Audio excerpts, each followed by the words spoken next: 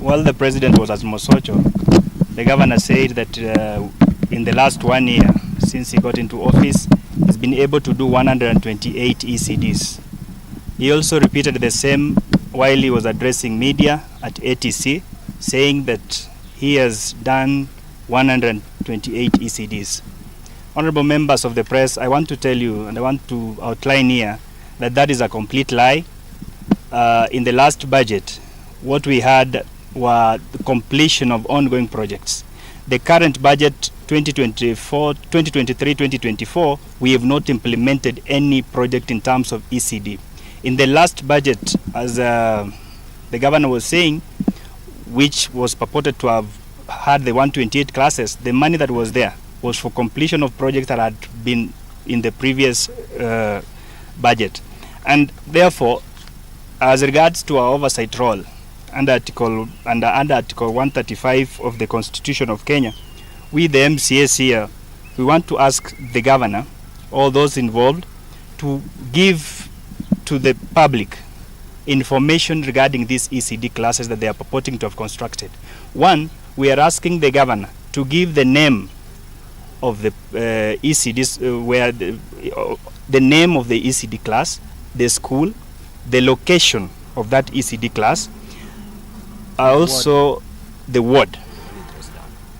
Another thing we are asking the governor is the tender advertisement for those ECD classes, the people who tendered for those ECD classes, who was awarded, when the construction began, when the construction ended, and if possible, when the handover was done.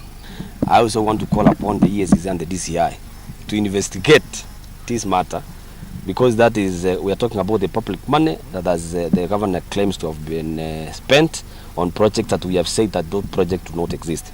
On the issue of bursaries, I want to go straight to the record that around 10th of October, this year, the governor was heard clearly promising the people of Kisii that we were going to give out the bursaries so that our students who are on in school, secondary schools, to get money. As you know very well, we have levels of poverty that are very high in this region, and we have always been committed as leaders of this region to ensure that we support education so that our students can go to school without much challenges. It is important to know that as the Kisii County Assembly, we have set aside 225 million. That is 5 million every ward. And on top of that kitty, the governor has set aside 20 million for his office to top up the bursaries, what he calls the governor's scholarship. I want to be heard, or I want to be, I want to go straight to the record and say that we are urging the governor to stop a lot of shenanigans, to give out the bursary forms as early as now, so that our students, when they go to school next year, they get money in their accounts. We don't get challenges of students being sent home for school fees.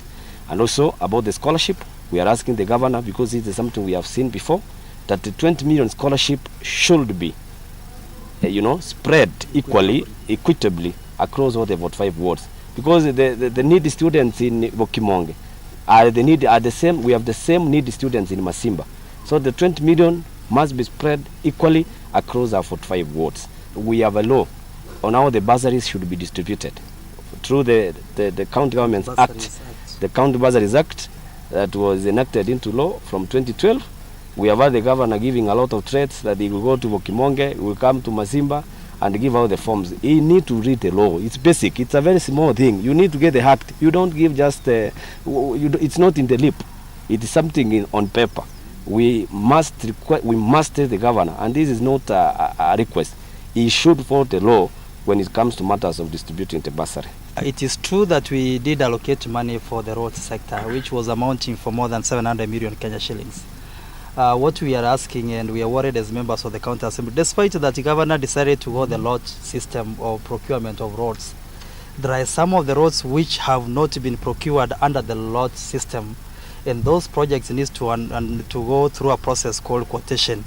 So we are asking governor, because we have already, as members of the County Assembly, identified the sectors in terms of priority and ranked those sectors, and we have ranked roads as an enabler and the first one in the priority of sector or project that need to be implemented. In fact, as a matter of fact, we have ranked roads as number 1, we have ranked health sector as number 2, we have ranked water as number 3, and we have ranked the education sector as number 4.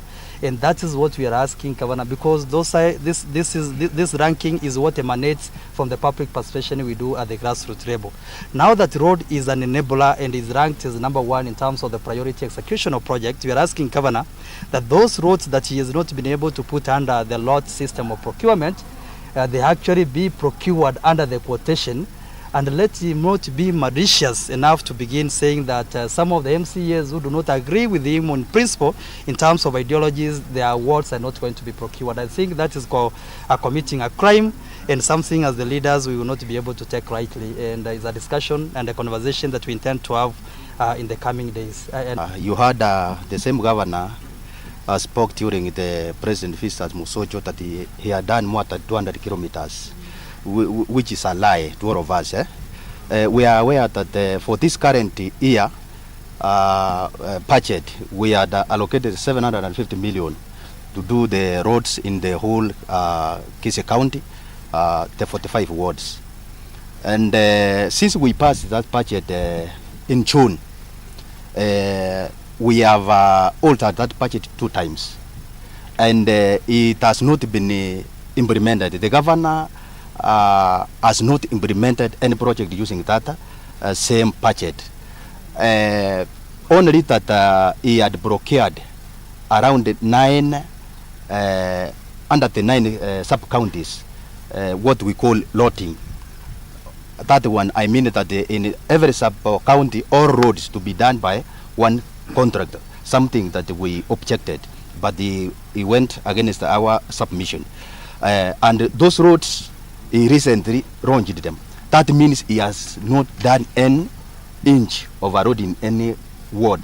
It is in Bogetutu, in Mosocho, in Nyatieko, and some parts of Bobasi, and Nyaribari Church, where he only launched, and those roads has not been done.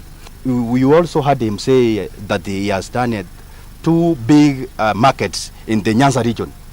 That's Magena and Maran market. The project that the Ongwae started during his regime under the National Agriculture and Rural Inclusive Growth Project, a project that was being funded by the World Bank. I was the chairman in the Agriculture Department in the last regime, and even this time, only that they whipped me from all the committees. I want to tell the public that those 2 projects were funded by the National and Agriculture Rural Inclusive Project with the help of the national government, and it is an ongoing project. And they are not big, as he mentioned them, that they are the most big markets in the Nyanza region.